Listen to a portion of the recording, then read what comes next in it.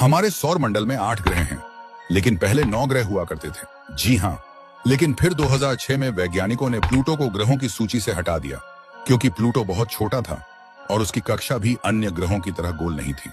और नासा ने एक बहुत ही खास तरीके से हमारे सौर मंडल के ग्रहों की आवाज रिकॉर्ड की है। उन्होंने ग्रहों से आने वाले रेडियो सिग्नल को संगीत में बदल दिया है, यानी हर ग्रह की एक अलग धुन है। इन ग्रहों की आवाज को आप भी सुनो।